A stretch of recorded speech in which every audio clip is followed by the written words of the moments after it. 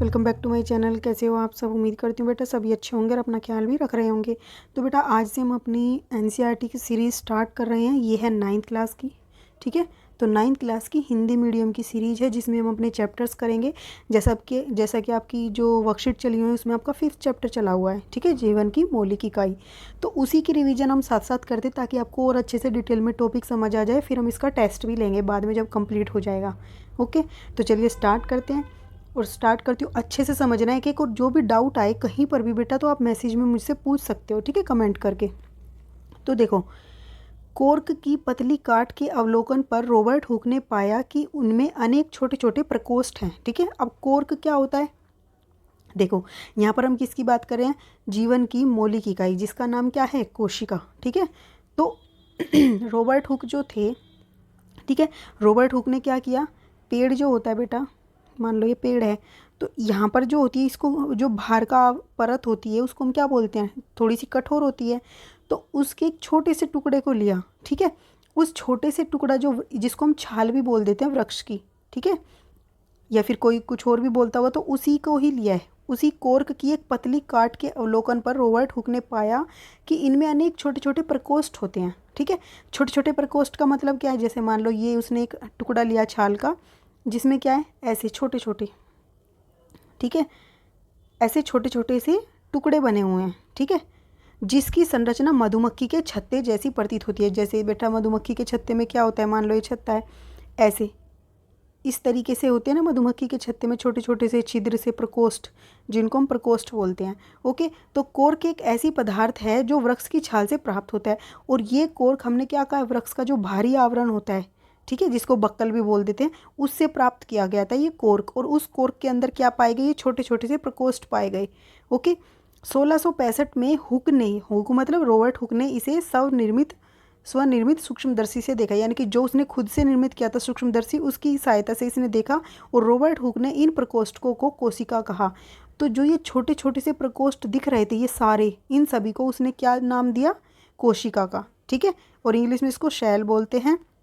और लैटिन शब्द है ये, ठीक है। मतलब कि कोशिका जो है या फिर ये सेल है, ये कहाँ से लिया, किस लैंग्वेज से लिया गया है? लैटिन शब्द से, ठीक है। जिसका अर्थ क्या होता है? छोटा कमरा। ओके, जिसका हिंदी में अर्थ क्या हो गया? छोटा कमरा, यानी कि ये एक छोटा कमरा लगा लो, ठीक है। और उसको लैटिन भाषा में क्या बोलते हैं हम? कोशिका। तो उपरोक्त घटना छोटी तथा अर्थहीन लगती हो, लेकिन विज्ञान के इतिहास में यह एक बहुत बड़ी ही महत्वपूर्ण घटना है। अब देखो, आप ये पढ़ रहे हो, शायद हो सकता है पहली बार पढ़ रहे हो, पिछली बार आपने ये चैप्टर ना पढ़ा हो 8th क्लास में, ठीक है। तो इसलिए आपको ये अजीब सा भी लगेगा, लेकिन धीरे धीरे आप समझोगे तो समझ आएगा आपको। जिस टाइम इस चीज़ की खोज हुई थी तो उस टाइम क्या था? ये बहुत ही इंपॉर्टेंट और महत्वपूर्ण घटना थी, जिससे हमें पता चला कि किसी भी चीज़ का निर्माण, जो भी सजीव हैं, ठीक है, उनका निर्माण हुआ कैसे है। जैसे भवन का निर्माण होता है बेटा, भवन का निर्माण कैसे होता है? ईंटों को ऐसे जोड़ने से होता है, एक के ऊपर एक रख के। तो ये छोटा सा एक प्रकोष्ठ लगा लो, ठीक है, उस दीवार का एक छोटा सा प्रकोष्ठ, जिसको हम ईंट बोलते हैं। ऐसे ही जो सजीव होते हैं उनके अंदर जो छोटा सा ये प्रकोष्ठ था, उसको हमने क्या बोला? कोशिका, ठीक है। इस प्रकार सबसे पहले हुक ने देखा कि सजीवों में अलग अलग एकक होते हैं। तो इस प्रकार रॉबर्ट हुक जो थे वो पहले वैज्ञानिक थे जिन्होंने क्या देखा कि सजीवों के अंदर क्या होते हैं? छोटे छोटे से अलग अलग एकक होते हैं। एकक मतलब क्या होता है? ये छोटे छोटे से टुकड़े, एकक हिस्से, ठीक है। इन एककों का वर्णन करने के लिए जीव विज्ञान में कोशिका शब्द का उपयोग आज तक किया जाता है। इन एककों को या प्रकोष्ठकों को क्या बोला गया? कोशिका बोला गया, ठीक है। आओ अब हम कोशिका के विषय में और जानकारी प्राप्त करते हैं। ये तो आपको पता चला ये शब्द की उत्पत्ति हुई कैसे है, किसने की है, कब की है, कैसे की है, ये सब आपको पता चल गया होगा। अब हम बात करते हैं यहाँ पर सजीव किससे बने होते हैं, ठीक है। तो हमने अभी पढ़ा कोशिकाओं के बने होते हैं, तो ये पता कैसे लगा कोशिकाओं के बने होते हैं? तो देखो, यहाँ पर क्या किया बेटा, यहाँ पर उसने एक रॉबर्ट हुक ने एक प्याज ली, प्याज का छोटा टुकड़ा लिया, उसको क्या किया? बहुत पतला चिमटी से, मतलब कि जैसे मान लो प्याज का टुकड़ा जो होता है वैसे बहुत बारीक होता है, फिर भी उसने उसको बार बार उसकी बिल्कुल पतली सी खाल निकाल ली, ठीक है। तो चिमटी की सहायता से प्याज की क्या ये बहुत पतली सी भीतरी सतह को निकाल लिया, झिल्ली उतार कर, ठीक है। इस झिल्ली को उसने क्या किया? पानी के अंदर डाल दिया ताकि वो मुड़े ना या सूखे ना, ठीक है। और इस झिल्ली का क्या किया उसने? फिर उसने एक कांच की स्लाइड ली, उस कांच की स्लाइड पर इस झिल्ली को बिल्कुल सीधे आराम से रखा एक ब्रश की सहायता से, ताकि इसके कोई भी कोने मुड़े ना, ठीक है, क्योंकि उसको इसमें क्या करना था? ऑब्जर्व करना था कि ये क्या क्या है इसके अंदर, ठीक है। वॉच ग्लास का मतलब क्या है, कांच का ही एक ऐसे गोल कलर वो होता है जिसके अंदर उसने पानी भर के उसको रख दिया था। ठीक है, अब उसने क्या किया, इसके ऊपर सेफ्रामाइन की बूंदें डाल दी। सेफ्रामाइन का मतलब क्या बेटा, इस पर कलर डाल दिया, जिससे क्या होगा, जो इसकी लाइनिंग हो जाएंगी वो डार्क हो जाएंगी। जैसे ये लाइनिंग है ना, ये और ज़्यादा डार्क होकर हमें दिखेंगी अलग से। ठीक है, अब उसके बाद क्या किया उसने, यहाँ पर देखो इसमें ये उसका क्या है, एक सूक्ष्मदर्शी है। ठीक है, उस सूक्ष्मदर्शी में उसने यहाँ पर एक कांच का, ऐसे कांच की स्लाइड ऐसी होती है बेटा। ठीक है, आप स्कूल में तो हो नहीं तो आपको स्कूल में दिखा दे, तो इस तरीके की कांच की स्लाइड होती है। उसने उसको यहाँ पे ऐसे रखा, उसके ऊपर पानी की बूंद डाली, फिर उस बूंद के ऊपर उसने क्या किया, उस टुकड़े को डाला प्याज का, जो छोटा सा जो उसने किया था, पतली सी परत काटी थी। ठीक है, जिसको स्लाइड उस पर डाल दिया। ठीक है, फिर उसने क्या किया, इस सूक्ष्मदर्शी की सहायता से उसने उसको ऑब्जर्व किया। क्या ऑब्जर्व किया उसने उसमें देखा, देखो पहले इसने क्या किया, यहाँ पे उसने ऑब्जर्व किया उच्च शक्ति वाले और जो है कम शक्ति वाले। ठीक है, मतलब कि ज़्यादा रिजोल्यूशन जिसको बोल देते हैं, जैसे पिक्सल होता है कैमरे में, तो जहाँ पर क्लैरिटी होती है, जहाँ पर कम क्लैरिटी, तो उन्होंने दोनों सूक्ष्मदर्शी की सहायता से देखा, जिसमें उसने क्या देखा कि उसको जो उसने वो परत देखी, उसमें झिल्ली देखी, उस झिल्ली में इस तरीके की संरचनाएं बनी हुई थी। ठीक है, छोटी छोटी, और इनके बीच में ये काले काले धब्बे थे। ठीक है, और ये काले काले धब्बे क्यों दिखाई दिए, क्योंकि उसने सेफ्रामाइन की बूंदें डाली थी। तो उसने क्या देखा कि ऐसी कई संरचनाएं, देखो एक जैसी हैं सारी, इन सारी एक जैसी संरचनाओं के काफ़ी सारों के एक साथ जुड़ने से ये बनी हुई है ये झिल्ली। ठीक है, और ऐसे ही और भी ज़्यादा मिलकर क्या बना था ये तो प्याज का एक छोटा सा हिस्सा था जिसमें ये इतनी सारी हैं, तो बड़ी प्याज जो होगी उसमें कितनी सारी होंगी ये। ठीक है, इन सब से मिलकर वो प्याज बनी है। ठीक है, तो यहाँ पर उन्होंने ये क्या है, जो उसने ऑब्जर्व किया वो उसने इस कागज़ पर खींच कर ऐसे दिखाया। ठीक है, ये प्याज की झिल्ली की कोशिका है। अब यहाँ पर देखो, इनको हम क्या बोलते हैं, जो बीच में काले काले धब्बे हैं, ये एक कोशिका है, ये भी एक अलग कोशिका है, ये भी एक अलग कोशिका है। हर कोशिका के बीच में क्या है, केंद्रक है। ठीक है, और ये पूरा हिस्सा क्या कहलाया जाता है, कोशिका। ओके, अब उसके बाद अब हम विभिन्न आकार वाली प्याज की झिल्लियों से अस्थायी स्लाइड बनाएंगे। ठीक है, हम क्या देखते हैं, अब देखो अभी उसने एक प्याज ली थी, उसकी चेक की, अब वो क्या कहता है, अलग अलग तरीके की, अलग अलग डिजाइन की, छोटी बड़ी सब की लेकर वो क्या करता है, एक्सपेरिमेंट करता है, स्लाइड बनाता है। जबकि अस्थाई, अस्थाई मतलब वो कुछ ही दिनों के लिए चलती है, वो स्लाइड ज़्यादा दिन नहीं चलती, तो वो बनाता है उसको अस्थाई स्लाइड और चेक करता है कि इन सब की संरचनाएं समान है या हर एक के अंदर अलग है। तो ये संरचनाएं कैसी थी बेटा, ये संरचनाएं सब एक जैसी थी, किसकी, प्याज की। ठीक है, प्याज के अंदर सारी संरचनाएं कैसी थी, एक जैसी थी, ये सभी मिलकर एक बड़ी संरचना बना रहे थे, जिसे हम क्या बोलते हैं, प्याज। ठीक है, इन छोटी छोटी संरचनाओं ने मिलकर एक बड़ी प्याज बनाई। ठीक है, इस क्रियाकलाप से हमें पता चलता है कि विभिन्न आकार के प्याज में सूक्ष्मदर्शी द्वारा देखने पर एक जैसी संरचनाएं दिखाई देती हैं। प्याज की झिल्ली की कोशिका एक समान है। ठीक है, तो प्याज की जो कोशिका थी, कोशिकाओं की जो झिल्ली थी वो कैसी थी, एक समान थी। ओके, प्याज के आकार से इसका कोई संबंध नहीं है, और जो प्याज का आकार था, छोटा हो चाहे बड़ा हो, चाहे टेढ़ा हो, चाहे कैसा भी हो, अलग अलग तरीके की होती है प्याज, तो उससे उसका कोई मतलब नहीं है, सभी के अंदर एक जैसी संरचना पाई गई प्याज के अंदर। ठीक है, तो ये छोटी छोटी संरचनाएं जो हम देख रहे हैं, सल्क कंद प्याज की मूलभूत इकाई है। मूलभूत इकाई मतलब जिससे मिलकर वो बनी है, इन छोटे छोटे इनसे मिलकर वो प्याज बनी है। ठीक है, तो ये इसकी क्या हो गई, मूलभूत इकाई हो गई। मूलभूत मतलब होता है जहाँ से किसी को शुरुआत होती है, जैसे किसी पेड़ की शुरुआत उसकी जड़ से होती है। ठीक है, तो ये क्या हो गई, इसकी मूलभूत इकाई हो गई। इन संरचनाओं को कोशिका कहते हैं। तो इन छोटी छोटी संरचनाओं को क्या बोला जाता है, कोशिका। न केवल प्याज बल्कि जितने भी जीव जंतु हम अपने आसपास देखते हैं वे सभी कोशिकाओं से ही बनते हैं। तो जितने भी जीव जंतु हैं हमारे आसपास वो सब कोशिकाओं से मिलकर बने हैं। ठीक है, यद्यपि कुछ जीव एक कोशिक भी होते हैं। अब यहाँ पर क्या बोला गया है कि कुछ जीव तो ऐसे भी होते हैं जो सिर्फ एक ही कोशिका से बने होते हैं। देखो जैसे ये सिर्फ एक कोशिका है, लेकिन कुछ जीव ऐसे सिर्फ एक इतनी सी कोशिका से बने हैं, बस ये है कि वो साइज में बड़ी हो जाती है लेकिन वो एक ही होती है। ये तो काफ़ी सारी कोशिकाओं से मिलकर बना है, लेकिन कुछ सिर्फ एक ही कोशिका का बना होता है, बस उसका आकार थोड़ा बड़ा हो जाता है। ठीक है, अब आवर्धक लेंस की खोज के बाद सूक्ष्मदर्शी का, देखो आवर्धक लेंस क्या होता है, जो छोटी चीज़ों को बड़ा करके दिखा देता है, वो होता है आवर्धक लेंस। ठीक है, आवर्धक लेंस की खोज के बाद सूक्ष्मदर्शी का आविष्कार संभव हो सका। ठीक है, यह पता चला कि एकमात्र कोशिका स्वयं में ही एक संपूर्ण जीव जैसे अमीबा, क्लैमिडोमोनास, ठीक है, पैरामीशियम और बैक्टीरिया हो सकती है। अब देखो जब आवर्धक लेंस की खोज हुई तो जब जाकर हमें ये पता चला कि एक अकेली कोशिका भी क्या कर सकती है, एक पूरे के पूरे जीव का निर्माण कर सकती है। जैसे कि अमीबा है, वो सिर्फ एक कोशिका से बना है। देखो एक कोशिका क्या होती है, एक कोशिका का मतलब है उसके अंदर एक केंद्रक है और ये उसकी क्या है, कोशिका झिल्ली है, और बीच में उसके क्या है, कोशिका द्रव्य है।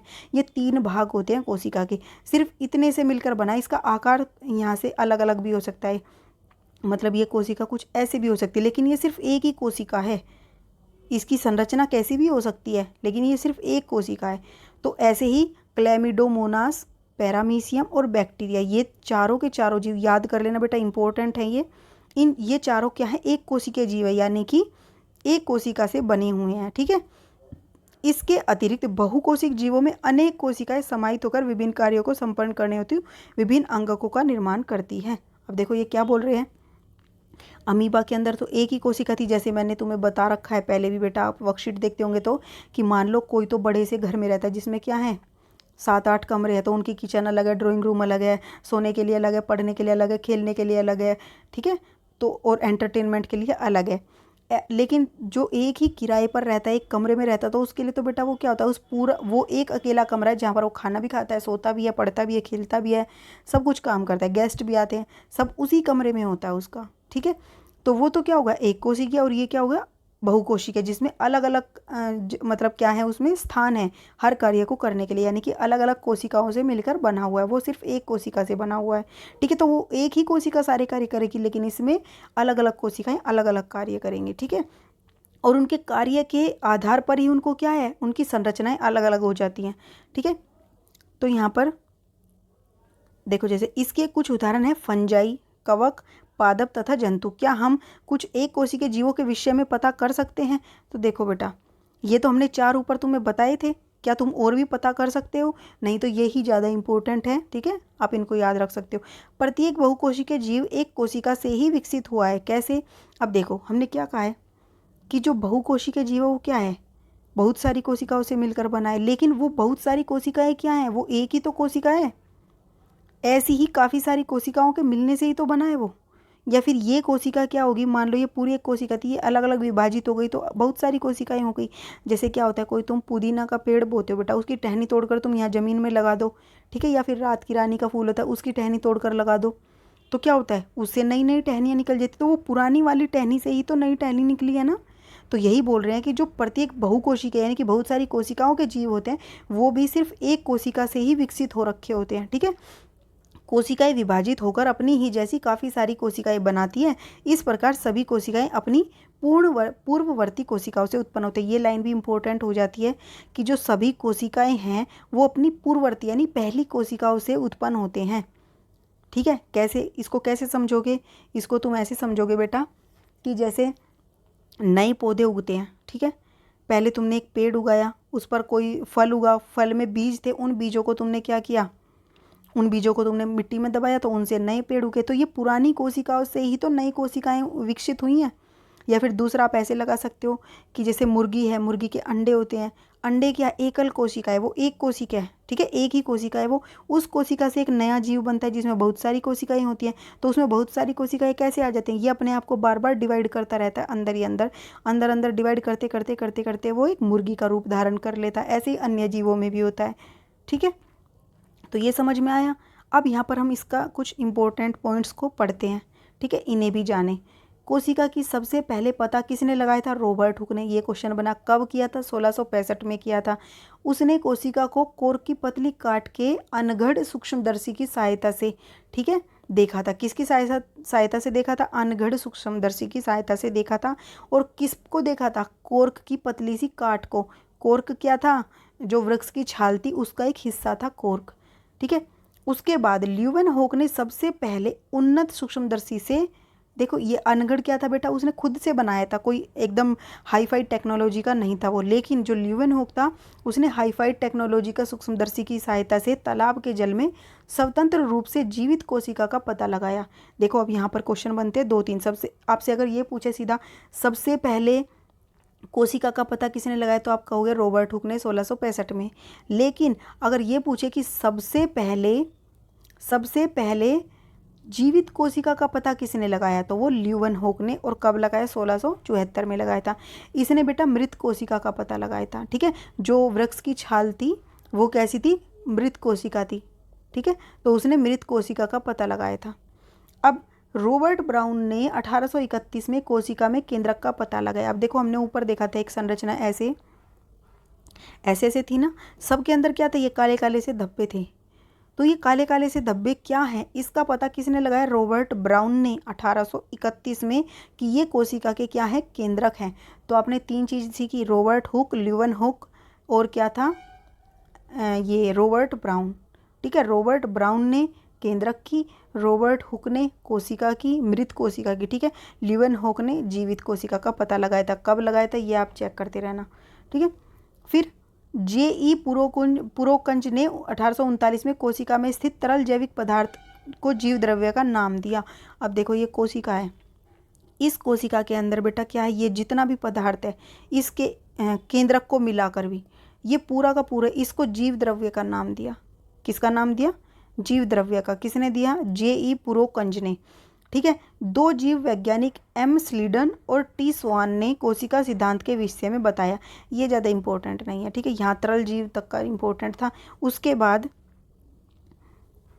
यहाँ पर क्या था, इस सिद्धांत के अनुसार सभी पौधे और जंतु कोशिकाओं से बने होते हैं। बस इन सिद्धांतों का मतलब क्या था, कि सभी जीव जंतु क्या है, कोशिकाओं के बने हुए हैं, और वे जीवन की मूलभूत इकाई हैं, क्या, कोशिकाएं। अब विर्चो ने क्या किया, कोशिका सिद्धांत को और आगे बढ़ाया, और उन्होंने बताया कि सभी कोशिकाएं पूर्ववर्ती कोशिकाओं से बनती हैं। तो ये बात किसने बताई कि सभी कोशिकाएं अपनी पहली कोशिकाओं से बनती हैं, विर्चो ने। ठीक है, विर्चो ने बताया 1855 में। तो ये सारे क्वेश्चंस हैं, कभी मैं टेस्ट लूँगी तुम्हारे तो सबसे पूछूंगी, इनको याद रखना।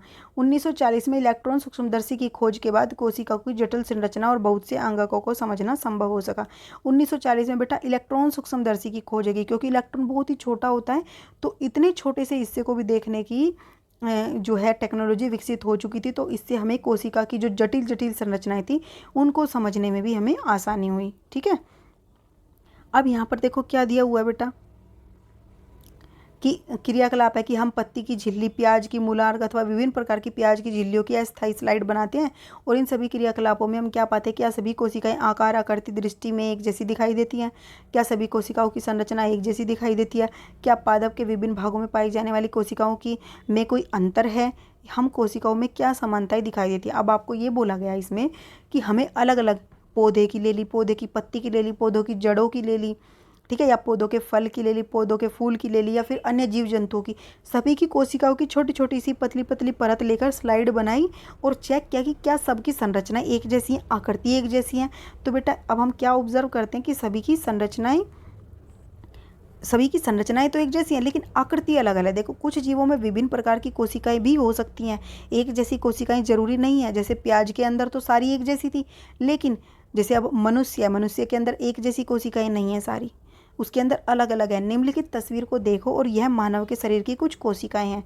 हमारे शरीर में जो कोशिकाएं पाई जाती है वो अलग अलग होती है। देखो चिकनी पेशी कोशिकाएं, ये हमारी क्या होती है, मांसपेशियों के अंदर इस तरीके के आकार की पाई जाती है। होता तो इसके अंदर भी केंद्रक है और कोशिका द्रव्य और कोशिका झिल्ली, लेकिन इसका आकार अलग है। ये रुधिर यानी कि जो हमारे रक्त के अंदर पाई जाती है वो इस आकार की पाई जाती हैं। ठीक है, होता इनके अंदर भी केंद्रक और ये सब है, लेकिन ये अलग आकार की है।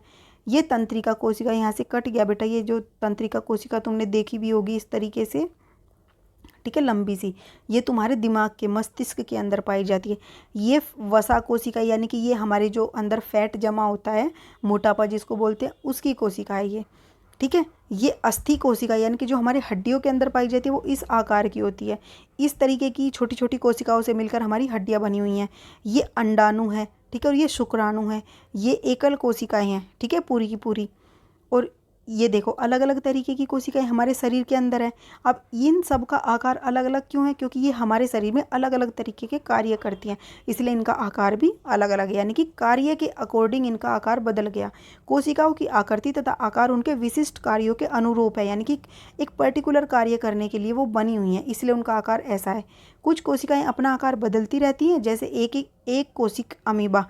अमीबा क्या है बेटा, अपना आकार बदलता रहता है। यानी कि देखो एक कोशिका को ऐसे समझो, एक कमरे के अंदर ही सब काम होते हैं, तो क्या होगा, मान लो तुमने अभी किचन यहाँ बनाई है, थोड़े दिन बाद तुम इधर बना सकते हो और इधर अपना सोने का बना सकते हो, या फिर तुम इधर तो चेंज कर सकते हो, अपने अपने काम के अकॉर्डिंग चेंज कर सकते हो। लेकिन ऐसा तो नहीं हो, बहुकोशिकीय जीवों में ऐसा तो नहीं हो सकता कि अगर तुम्हारा पेट पाचन कर रहा है तो अब तुम कहोगे अपने हृदय से कि तुम पाचन करोगे और पेट हमारा सांस लेगा, तो ऐसा तो नहीं हो सकता। लेकिन एक कोशिकीय जीव में ऐसा हो जाता है, ठीक है, कि वो अपने काम के अकॉर्डिंग अपना आकार बदलता रहता है। ओके, अब प्रत्येक प्रकार की कोशिकाओं के लिए एक विशिष्ट होता है, कार्य जो है विशिष्ट होता है और उनका आकार भी। उदाहरण के लिए तंत्रिका कोशिका जो हमारे दिमाग की होती है, प्रत्येक जीवित कोशिका में कुछ मूलभूत कार्य करने की क्षमता होती है। अब देखो, हमने दो तरीके की कोशिकाएं पढ़ी, मृत और जीवित, लेकिन जो जीवित कोशिकाएं होती हैं उनके अंदर कुछ ना कुछ कार्य करने की क्षमता होती है, जो सभी सजीवों का एक गुण है। एक जीवित कोशिका ये मूलभूत कार्य कैसे करती है, हम जानते हैं कि बहुकोशिक जीवों में श्रम विभाजन होता है। देखो, जैसे अब काफ़ी सारे एक जगह पर क्लास में काफ़ी सारे बच्चे हैं, तो क्या होता है, उनको अलग अलग काम सौंप दिया जाता है। कोई मॉनिटर है, किसी का कुछ काम है, किसी का कहीं से कुछ लेके आने का काम है, तो ग्रुप में क्या कर देते हैं, काम का बंटवारा कर देते हैं ताकि एक पर बर्डन ना आए। तो जैसा कि मनुष्यों में इसका अर्थ यह है कि शरीर के विभिन्न अंग विभिन्न कार्य करते हैं। जैसे मनुष्य के शरीर में हृदय का काम क्या होता है, रक्त को पंप करना शरीर के सभी भागों तक, और आमाशय यानी कि पेट का काम क्या होता है, भोजन को पचाने का होता है। ठीक है, नाक का क्या कार्य होता है, श्वास लेने का। फेफड़ों का क्या होता है, हवा को खींचने का और बाहर निकालने का। ठीक है, इस तरीके से अलग अलग कार्य होते हैं। इसी प्रकार एक कोशिका में भी श्रम विभाजन होता है। अब देखो, ये तो बहुकोशिका में तो अलग अलग थे, लेकिन एक कोशिका में भी तो ये सारे काम ही होने, खाने का भी सब कुछ होना है। लेकिन वास्तव में ऐसी प्रत्येक कोशिकाएं कुछ विशिष्ट घटक होते हैं। तो अब खुद सोचो, जिसमें काफ़ी सारे कोशिकाएं हैं उनका तो समझ आ गया कि अलग अलग कार्य के लिए अलग अलग वो होते हैं, लेकिन जो एक कोशिकीय जीव है उसके अंदर भी तो काम तो सारे ही होने हैं, खाने का भी होना है, पचाने का भी होना है, सांस का भी होना है, सब कुछ होना है। लेकिन वो एक कोशिका कैसे करेगी, इससे हमें दिमाग में आता है कि उस एक कोशिका के अंदर भी कुछ ऐसे हिस्से होंगे जो ये अलग अलग कार्य करते हैं। ठीक है, तो उनको हम क्या बोलते हैं, कोशिका के अंगक बोलते हैं, जो उस एक कोशिका के अंदर होते हैं। ठीक है, यानी कि ये मनुष्य अलग अलग कोशिकाओं से मिलकर बना, उसमें से एक कोशिका उठाई, उस एक कोशिका के अंदर एक केंद्रक होता है, ये कोशिका द्रव्य होता है, ये कोशिका झिल्ली होती है, इसके अंदर छोटे छोटे अंगक होते हैं जिनका कार्य अलग अलग होता है। ठीक है, तो ये इनको बोलते हैं कोशिकांगक। ठीक है, या कोशिकांग। प्रत्येक कोशिकांग में एक विशिष्ट कार्य करता है, और जैसे कोशिका में नए पदार्थ का निर्माण, अपशिष्ट पदार्थों का निष्कासन आदि अलग अलग ये कोशिकांगक करते हैं। ठीक है, तो कोशिकांगों के कारण ही एक कोशिका जीवित रहती है और सभी कार्य करती है। अगर ये कोशिकांग नहीं होंगे तो वो कोशिका कुछ कार्य नहीं करेगी, वो मृत हो जाएगी। ये कोशिकांग मिलकर एक मूलभूत इकाई बनाते हैं जिसे कोशिका कहते हैं। यह बड़ा रुचिकर है कि सभी कोशिकाओं में एक ही प्रकार के कोशिकांगक होते हैं। लेकिन एक बात ध्यान रखना, ये जितनी भी कोशिकाएं हैं इन सभी कोशिकाओं के अंदर कोशिका अंगक एक जैसे होते हैं।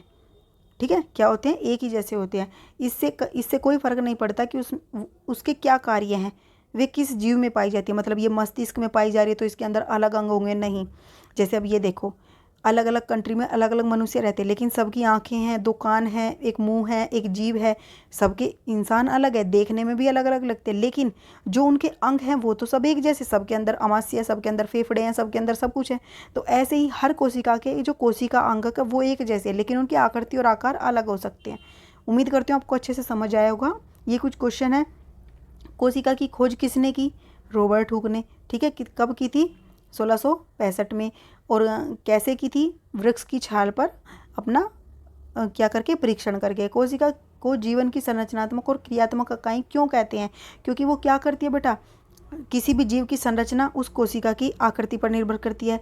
दूसरा, वो क्या कार्य करेगी उस पर, तो इसलिए कोशिका ही क्या करती है, कार्य भी करती है और उसकी संरचना का निर्माण भी करती है। इसलिए कोशिका को क्या कहते हैं, जीवन की संरचनात्मक और क्रियात्मक इकाई कहते हैं। ठीक है, तो आज की वर्कशीट में बेटा हम इतना ही करेंगे, नहीं तो वीडियो ज़्यादा लंबी हो जाएगी और आप भी बोर हो जाओगे। ठीक है, उम्मीद करती हूँ आपको अच्छे से समझ आया होगा। फिर भी कोई डाउट हो तो आप कमेंट बॉक्स में पूछ सकते हो। अपना 5.2 जो टॉपिक है वो नेक्स्ट वीडियो में करेंगे। तब तक के लिए ऐसे हंसते रहिए, मुस्कुराते रहिए, पढ़ते रहिए और आगे बढ़ते रहिए। Thank you.